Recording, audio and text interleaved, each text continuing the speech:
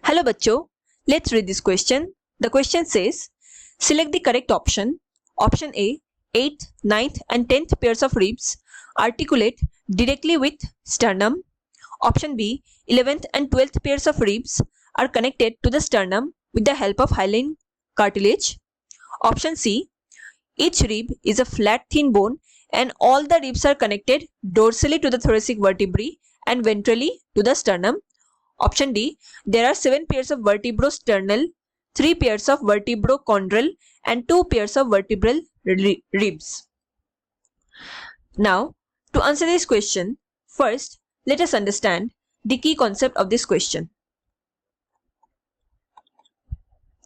Here, the key concept is ribs or rib cage.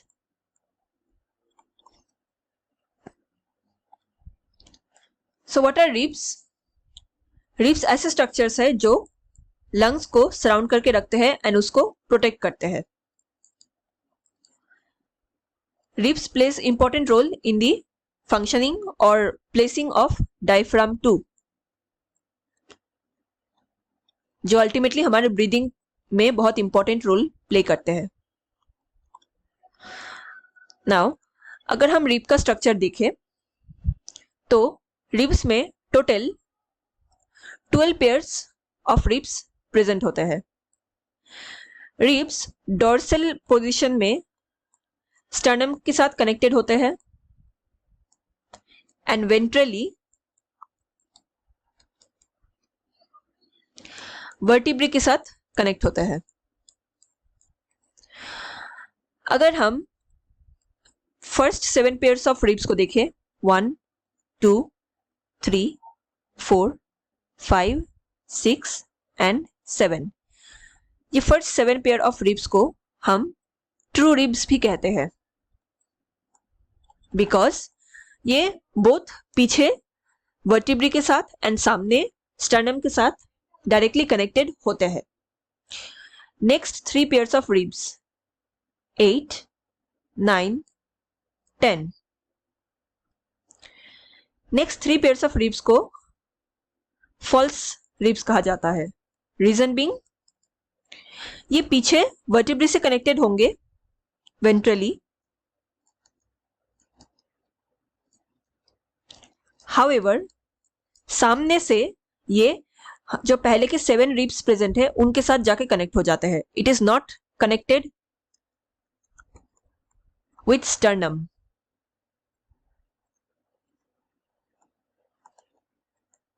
Hence इनको false ribs कहा जाता है.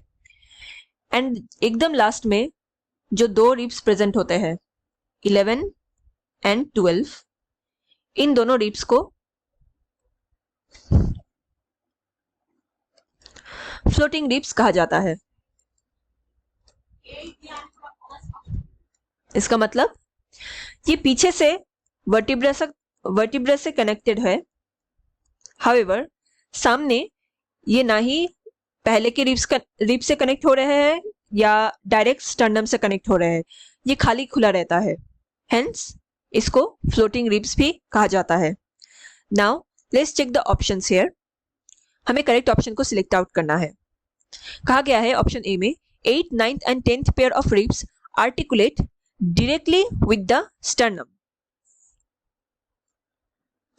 ये स्टेटमेंट गलत है क्योंकि 8th, 9th and 10th pairs के रिब्स को हम फॉल्स रिब्स कहते हैं एंड ये सिर्फ पीछे से वर्टिब्रे के साथ कनेक्ट होगा, स्टर्नम के साथ कनेक्ट नहीं होता है.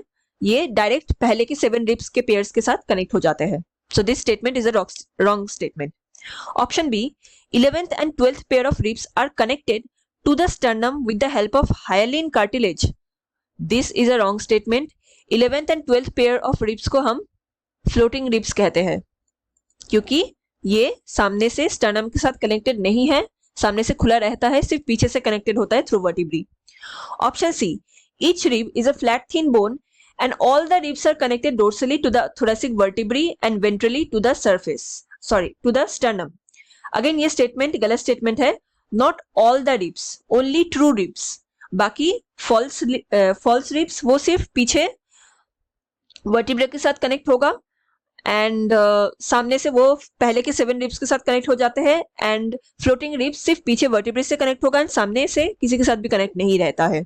So again this statement is wrong. The last option is there are 7 pairs of vertebrosternal, 3 pairs of vertebrochondral and 2 pairs of vertebral ribs. This statement is actually the correct statement. जो true ribs होते हैं इनको वर्टिब्रोस्टर्नल ribs भी कहते हैं, क्योंकि ये दोनों वर्टिब्री एंड स्टर्नम के साथ कनेक्टेड है. सो हेंस ये वर्टिब्रोस्टर्नल रिब्स कहा जाता है इनको. देन फॉल्स रिब्स, ये